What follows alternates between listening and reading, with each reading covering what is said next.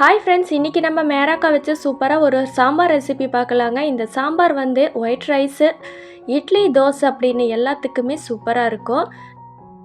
நம்ம சேனலில் long video போட்டு ரொம்ப நாள் ஆயிடுச்சு. ரொம்ப நாளுக்கு அப்புறம் போடுற லாங் வீடியோ.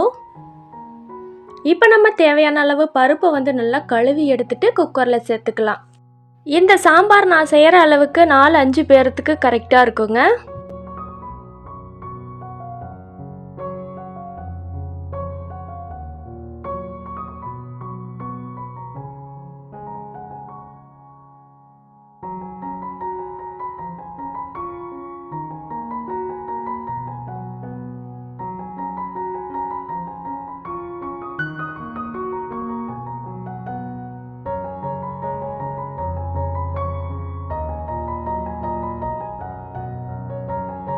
இதில் ஒரு 4-5 பல் பூண்டு சேர்த்துட்டு கூடவே தக்காளி சேர்த்துக்கலாம். நான் இன்றைக்கி பழுத்த தக்காளியாக 4 தக்காளி சேர்த்துருக்குறேங்க.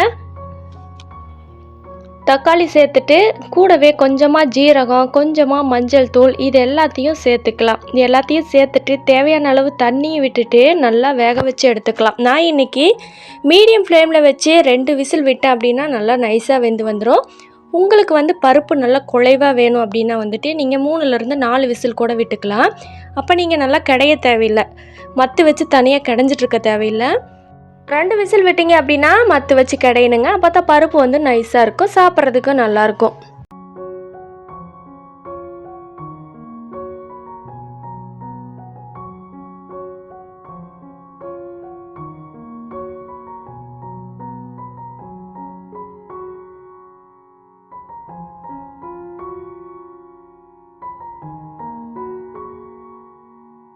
பருப்பு இந்த அளவு நல்லா வெந்து வந்ததுக்கப்புறமா இது ஒரு ஓரமாக இருக்கட்டும். அதுக்கப்புறம் வந்து இப்போ நம்ம தாளித்து எடுத்துக்கலாம்.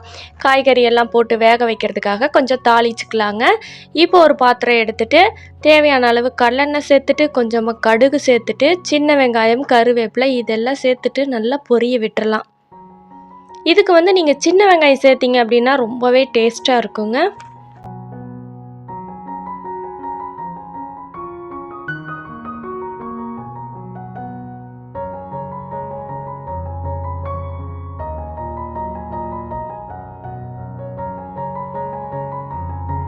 இது ஓரளவு நல்லா பொரிஞ்சு வந்ததுக்கப்புறமா நம்ம கடைஞ்சி வச்ச பருப்பு வந்து இதில் சேர்த்துக்கலாம். பருப்பு சேர்த்துட்டு கூடவே வந்துட்டு நம்ம மேராக்காய் கட் பண்ணி வச்சோம் இல்லையா, தோலெல்லாம் நீக்கிட்டு மேராக்காய் கட் பண்ணி கழுவி வச்சுருக்குறேங்க. அந்த மேராக்காவையும் இதிலையே சேர்த்துக்கலாம். கொஞ்சம் மீடியம் சைஸ் பீசஸாக கட் பண்ணிங்க அப்படின்னா நீங்கள் வெந்து வரதுக்கு சீக்கிரமாக வெந்து வந்துடுங்க. ரொம்ப பெரிய பீசஸாக கட் பண்ணிட வேண்டாம். இப்போ இந்த மேராக்காவை சேர்த்துட்டு கொஞ்சமாக கல்லுப்பு சேர்த்துக்கலாம். இந்த சாம்பாருக்கு எவ்வளோ தேவையான அளவு கல்லுப்பு சேர்த்துட்டு இதை நல்லா கலக்கி விட்டுட்டு சாம்பார் தூள் சேர்த்துக்கலாங்க. சாம்பார் தூளோட அளவு அப்படின்னு பார்த்தீங்கன்னா 2 டேபிள் ஸ்பூன் அளவுக்கு சேர்த்துருக்குறேன்.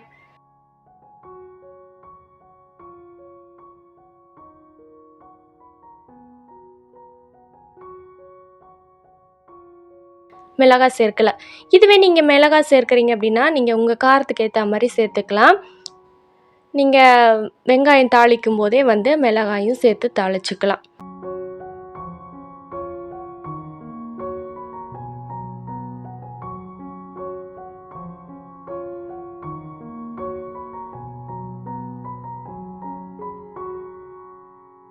இப்போ இந்த சாம்பாருக்கு தேவையான புளி வந்து நான் முன்னாடியே ஊற வச்சு எடுத்து வச்சுருக்கிறேன். அந்த புளி கரைசலையும் சேர்த்துக்கலாம். நல்லா கரைச்சிட்டு நம்ம பருப்பு வேக வச்சோம்ல அந்த குக்கர்லேயே சேர்த்துட்டு அந்த பருப்பையும் நல்லா கழுவிட்டு புளி தண்ணியும் சேர்த்துட்டு தேவையான அளவு தண்ணி சேர்த்துக்கலாம். உங்களுக்கு சாம்பார் வந்து எந்த கன்சிஸ்டன்சியில் வேணுமோ வந்துட்டு நீங்கள் அந்த அளவுக்கு தண்ணி சேர்த்துக்கலாம்.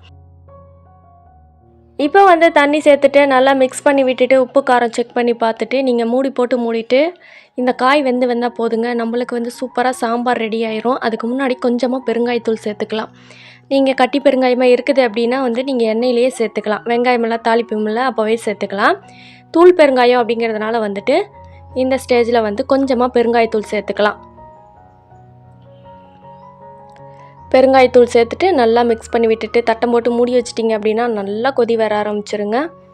இந்த ஸ்டேஜில் வந்து நீங்கள் காயெல்லாம் வெந்துருச்சா அப்படின்னு செக் பண்ணி பார்த்துட்டு அடுப்பு ஆஃப் பண்ணிவிட்டு கடைசியாக வந்து மல்லி இலைகள், லைட்டாக தூவி எடுத்துக்கலாம். நம்மளோட மணமான சாம்பார் சூப்பராக தயாராகிரும்.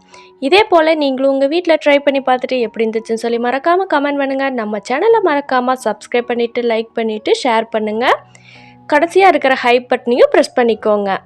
அடுத்த ஒரு நல்ல வீடியோவில் சந்திக்கலாம்.